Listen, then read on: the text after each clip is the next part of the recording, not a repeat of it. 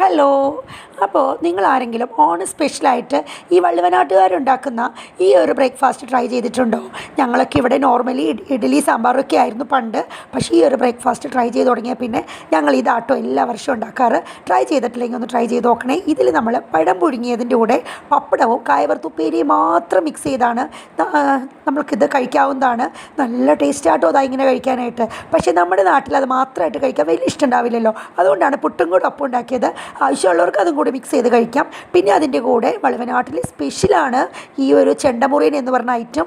അതുണ്ടാക്കുന്ന പുഴുങ്ങിയ പഴത്തിൽ കുറച്ച് നെയ്യിട്ട് വഴറ്റി അതിനകത്ത് കുറച്ച് ശർക്കര പാനി ഒഴിച്ച് കുറച്ച് തേങ്ങയിട്ട് വഴറ്റി എടുക്കുന്നതാണ്. നല്ല ടേസ്റ്റ് ആട്ടോ ഇത് പുട്ടിൻ്റെ കൂടെ കഴിക്കാനും അല്ലാണ്ട് കഴിക്കാനും. അപ്പോൾ നിങ്ങളുടെ നാട്ടിൽ ഓണത്തിൻ്റെ ബ്രേക്ക്ഫാസ്റ്റ് എന്തൊക്കെയാണ്? ഹലോ.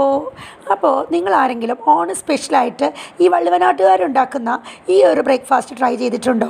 ഞങ്ങളൊക്കെ ഇവിടെ